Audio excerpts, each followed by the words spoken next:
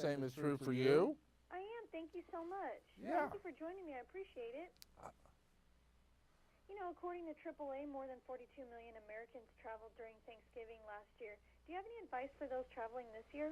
Oh, I sure do, Candy. Thanks for asking. If there's one thing through the years is we always seem to have a lot of stress when we travel. We love travel, we just don't like the stress. So here's 3 little tips that can help pretty much anyone. First tip is that never drive yourself to the airport. Have a coworker, a family member, a friend, anybody drive you to the airport. The cool thing about that is that you don't have to worry about traffic jams. You're really not a better driver than them anyway.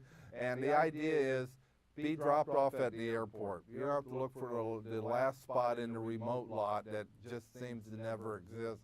But the tip is don't have them drop you off in the departures area. That's where everybody's at. The police are there, cars are 3 or 4 deep, everybody's trying to wrestle with 10 pieces of luggage, and you know what?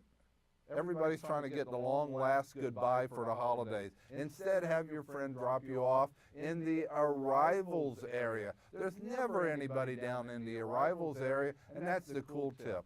Number 2 tip has to do with those pesky frequent flyer miles. Everybody wants to use them during the holidays. Everybody can't use them during the holidays. So a couple of years ago, I decided I'm going to get smart. I kind of changed up, realizing that most of the miles I earned were by my credit card. So I switched it up to the Capital One Venture card, and they have, you can earn double miles every day, which I like. But what I really like is no blackout days, no hassles.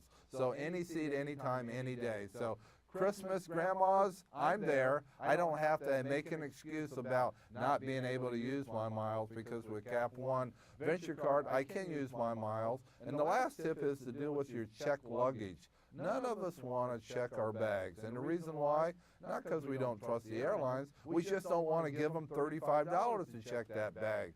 So the tip here is bring your bag with you on board, but at the check-in counter before you board the plane, raise your hand and say you want to gate check that bag. What happens? They'll give you a little tag, kind of fluorescent green, orange with some other airlines, and before you get on board, somebody will be there, they'll take that bag and they'll put it in the cargo down below. You'll be able to get on the airline, sit in your seat, relax and look around and say, hey, what's the problem here? Everybody else that is bringing their bag on board, well, they're going to throw their back out trying to lift it up in the overhead bin, and it seems like nobody can find space in the overhead bin. You're relaxed, taking it easy. When you get off the plane, stand in the tunnel there for a minute or two, another person be along, look at your number on your claim check, go down and bring your bag to you, and off you go. So you saved the $35, but you didn't have to go through the hassle of finding overhead bin space. It's a nice little trick. Use it.